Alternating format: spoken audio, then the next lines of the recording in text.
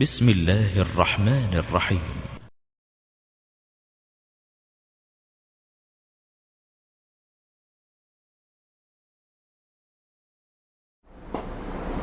نحمده ونصلي على رسوله الکریم اما بعد.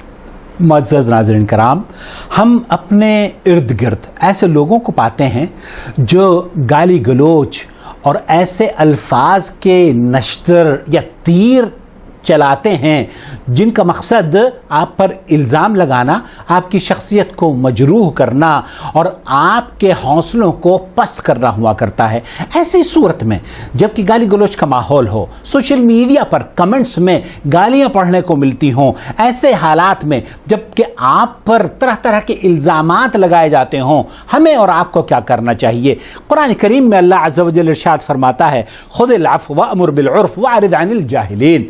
ان جاہلوں سے اللہ کے رسول صلی اللہ علیہ وسلم کو اعراض کرنے کا اللہ رب العالمین نے حکم دیا ہے. اور حضرت حسان رضی اللہ تعالی عنہ یہ فرمایا کرتے تھے، میں پرواہ نہیں کرتا کہ غم کے مارے کوئی سانڈ چلا یا پیٹھ پیچھے کسی کمین نے میری برائی کی ہے.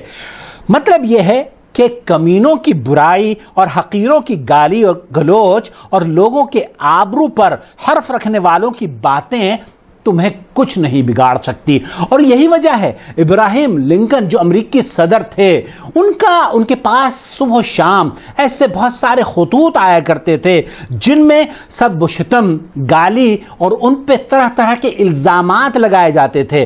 ان کا کہنا یہ ہے کہ میں ان لفافوں کو نہ کبھی کھول کے دیکھنے کی کوشش کرتا ہوں اور نہ میں انہیں پڑھتا ہوں، کیونکہ ان کا جواب تو میں کیا دوں، انہیں تو دیکھتا بھی نہیں ہوں میں. اور وجہ یہ ہے کہ قوم کے لیے جو کچھ میں کر رہا ہوں اس سے اتنی فرصت ہی نہیں مجھے ملتی کہ میں ان گالی گلوچ پر اپنا دھیان بھی دوں.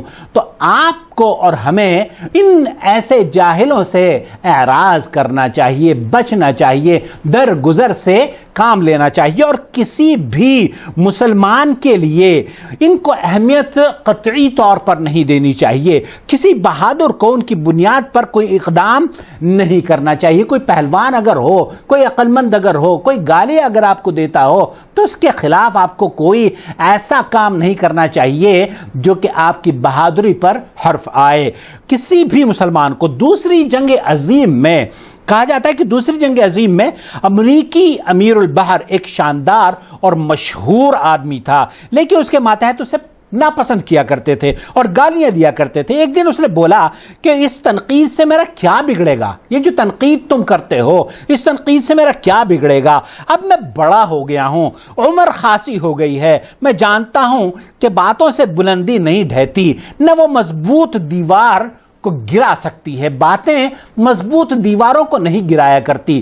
ان باتوں سے وہ جو مجروح قسم کے انسان ہیں وہ تو متاثر ہو سکتے ہیں، لیکن میرا اور آپ کا کام، چونکہ ہم یہ چاہتے ہیں کہ سماج سے برائیاں ختم ہوں، سماج کے اندر اصلاح ہو، سماج کے اندر جھوٹا پروپیگنڈا کرنے والوں کو اچھی سیکھ ملے، تو انہیں اچھی سیکھ دینے کے لیے میرا اور آپ کا کام یہ ہونا چاہیے کہ سوشل میڈیا پر اگر کوئی کمنٹس ہمارے خلاف برا کرتا بھی ہے تو ہم اس کے لیے دعا کریں اور اس کو کہیں کہ اللہ رب العالمین تجھے معاف کرے، اللہ تعالیٰ تجھے اس دھوکے اور فریب سے دور کر دے، اللہ رب العالمین تیری مدد فرمائے. جب یہ اسلوب آپ اختیار کریں گے، آپ یقین جانیے ان کا دل نرم ہوگا. اللہ کرے کہ ان کا دل نرم ہو جائے. حالانکہ یہ صحیح حدیث نہیں ہے، لیکن اللہ کے رسول صلی اللہ علیہ وسلم جب مکہ مکرمہ میں تشریف لے گئے تو کعبے کے ارد گرد جتنے بھی لوگ بستے تھے، قریش والے بڑے خائف تھے. وہ یہ کہتے تھے کہ آج تو نہ جانے کیا ہمارے ساتھ کرنے والا ہے. اللہ کے رسول صلی اللہ علیہ وسلم سے پوچھا گیا کہ تم آج ہمارے ساتھ کیا کرو گے؟ حالانکہ کئی اہل علم نے اس حدیث کو ضعیف قرار دیا ہے، لیکن سیرت نگاروں نے اسے نقل کیا ہے. اللہ کے رسول صلی اللہ علیہ وسلم نے ان قریش کے لوگوں کو کہا تھا کہ انتم طلقاء، آج تمہیں میں معاف کر رہا ہوں، جاؤ تمہیں میں نے معاف کر دیا ہے. تو معافی اور درگزر سے ہمیں کام لینا چاہیے. یہی اسلام کی خوبصورتی ہے. کسی کی گالی سے جواب دینا، کسی الزام کا الزام سے جواب دینا، کسی بدتمیز کا بدتمیزی سے جواب دینا، یہ میرا اور آپ کا کام نہیں ہونا چاہیے۔ بہت شکریہ، اپنا خیال رکھیے اور اس اچھی سیکھ کو پلیز دوسروں کے ساتھ ضرور شیئر کیجیے۔ بہت شکریہ۔ اللہ ولی الذین آمنوا یخرجهم من الظلمات إلى النور